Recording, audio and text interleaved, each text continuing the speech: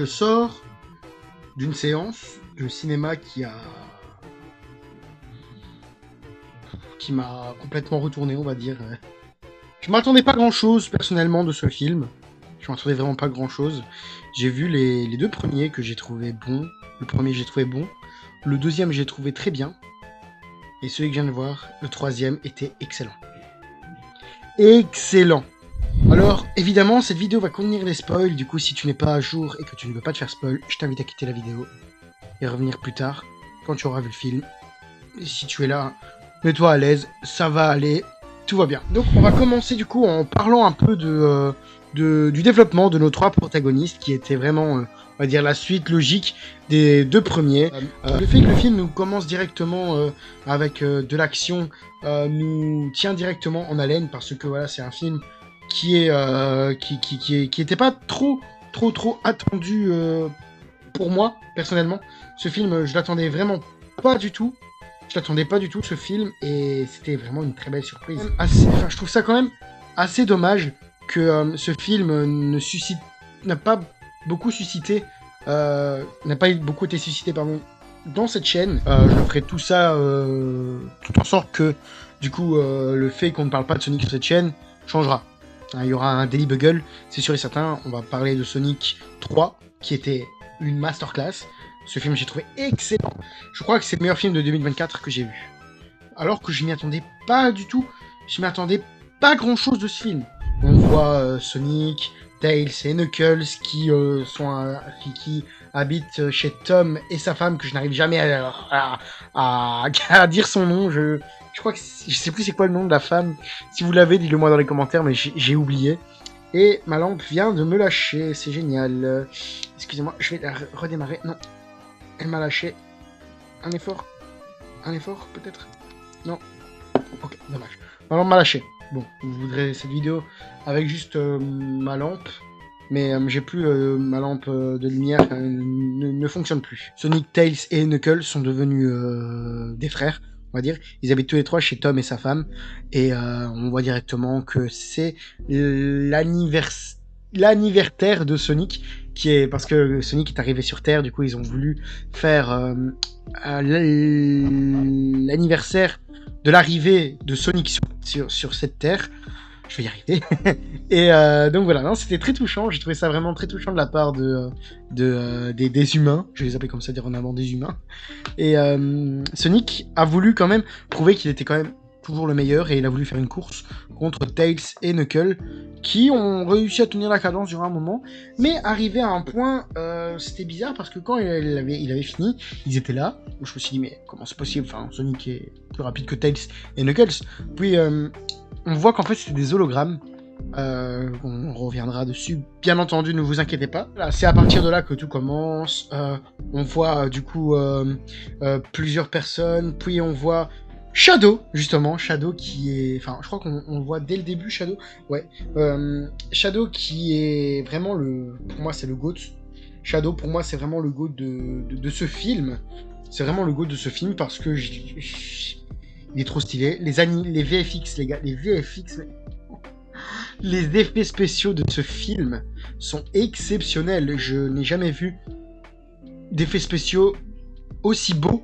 Enfin, ça fait longtemps dans un film que j'ai vu des VFX aussi belles.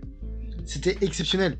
Je pense peut-être le défaut du film, c'est que on le regarde sans le prendre au sérieux, on va dire.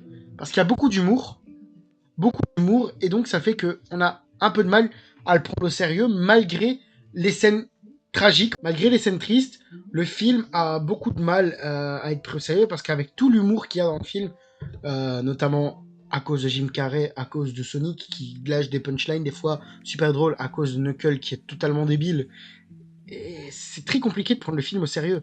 Je pense que c'est le plus gros défaut du film que je donnerais, parce qu'évidemment de la critique il en faut aussi de la négative, évidemment, mais il y en a pas beaucoup. Pour ce film, j'en ai pas trouvé énormément. J'ai adoré, voilà, je peux vous le dire honnêtement, le film est excellent, voilà.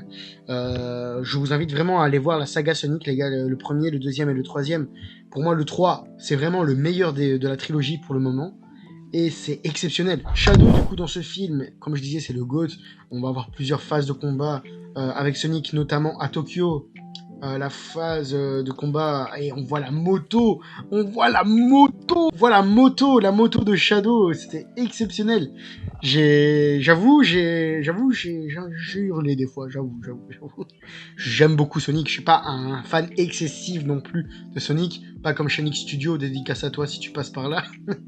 C'est ma meilleure amie, vous inquiétez pas. Dédicace à Sonic Studio si tu passes par là. On entendait crier qu'elle dans la salle. Voilà, je peux vous le dire. Il y avait des gosses, la salle était presque remplie quasiment. Et on entendait qu'elle. Voilà, je le dis. Je lâche des dossiers comme ça. Ne m'en veux pas, je lâche des dossiers comme ça. Sur Shadow qui est vraiment, pour moi, c'est la pièce maîtresse du film. Je pense que s'il n'y avait pas Shadow dans ce film, le film perdrait déjà tout son sens. Et ce serait vraiment pas terrible. Donc pour ceux qui ont joué vraiment au jeu où est-ce que Shadow, on voit l'origine de Shadow du coup dans les Sonic Adventure, je crois que c'est le 2, je ne sais plus, oui je pense que c'est le 2, dans Sonic Adventure, on voit l'histoire avec Maria, du coup on voit Maria dans le film, on revoit un peu le background de Shadow, vous avez vu mon accent anglais là. Vraiment cette histoire avec Maria et Shadow, j'ai vraiment trouvé ça exceptionnel. Le fait que Maria a vu en Shadow un ami, un frère limite, c'était quelque chose de très beau. Et le fait, quand Maria est morte, c'est vrai que la scène était très triste, c'était très très déchirant. Et c'était waouh. Donc on va voir du coup, comme je disais, plusieurs phases de combat dans ce film, notamment avec Shadow et la Team Sonic, appelée comme ça dans le film évidemment. Dans un bar, j'ai oublié le nom de l'agent, je suis désolé, je suis une quiche pour retenir les noms, c'est pas un passe-temps chez moi de retenir les noms des gens, mais on voit le général Williams, je crois, je sais plus si c'est comme ça qu'il s'appelle, mourir, accrochez-vous bien, écrasé par une table. C'est pas une blague. C'est pour ça que je vous dis, les gars, le film n'est pas pris au sérieux. T'as une table. Tu te prends une table, tu es écrasé par une table. T'as peut-être des petites séquelles, mais tu meurs pas. Je suis désolé. Personnellement, je me fais écraser par une table, je ne meurs pas. Ah oui, je vous ai pas montré mon petit cadeau de Noël. Voilà. Et je vais Noël à vous d'ailleurs. Je passe du coq à l'âne dans cette vidéo, c'est exceptionnel, c'est cool. Et donc voilà, on se met aussi dans le contexte du coup que le personnage qui est mort par une table donne une clé à Sonic pour pas que cette clé tombe dans les mains du docteur Gérald Robotnik qui s'est allié avec Shadow justement pour faire payer les agents du Guns, faire payer les soldats du Guns qui ont détruit son laboratoire avant, qui ont tué Maria et tout ça. Je vais faire un peu la globalité de l'histoire. Personnellement j'ai adoré le film. Scène de fin où Sonic est en Super Sonic avec Shadow qui est en Super Shadow. Je dois vous avouer les gars, j'ai applaudi. Je me suis levé de ma chaîne, non quand même pas. Mais j'ai applaudi, j'ai vu vraiment Super Sonic, Super Shadow, je me suis dit c'est quoi? J'étais vraiment pas prêt. Le film se termine sur la mort de Eggman et la mort de Shadow. Voilà, on croyait vraiment que la mort de Eggman et la mort de Shadow parce que ils sont dans un vaisseau construit par le docteur Gérald Robotnik qui va trahir le docteur Eggman. Ils vont se battre. Cette scène est très drôle aussi d'ailleurs. Je vais pas parler aussi de toutes les scènes avec eux, mais je suis pas là pour raconter le film, je suis juste là pour donner ma critique et mon avis global sur le film, que j'ai adoré. Voilà, je vous le dis encore une fois, ce film-là, j'ai adoré les gens, pour moi, je vous dis, c'est vraiment le meilleur film de 2024. Un film en plus sorti en fin d'année, ça ne peut faire que le milliard. Voilà, je le dis personnellement. En plus, le jour de Noël, c'était un très très beau cadeau de Noël pour les fans de Sonic. Et un film sorti comme ça peut faire que le milliard. Il n'y a pas d'autre mot à dire, ça peut faire que le milliard. Enfin bref, je suis vraiment content que vous ayez suivi cette petite vidéo. Je vous remercie vraiment d'avoir regardé cette vidéo.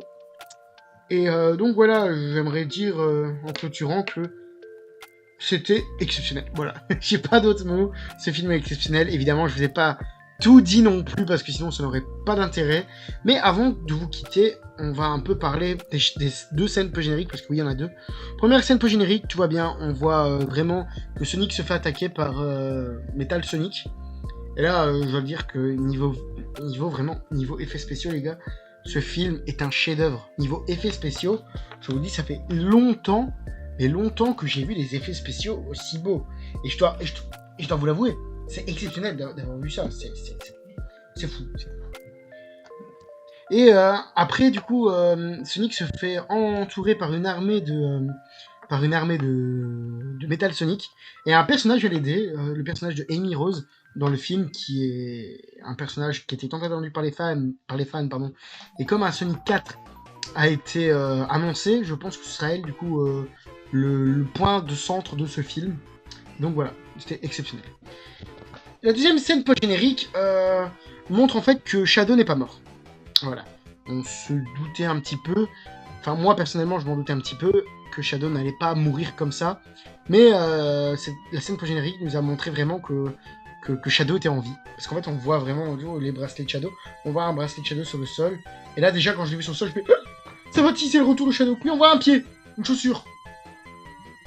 C'est la chaussure de Shadow. Tout simplement. Donc voilà, merci d'avoir regardé cette vidéo. J'ai juste pour vous dire que je suis encore sous le choc, du coup c'est pour ça que des fois je bégaye un peu, que je suis encore un peu...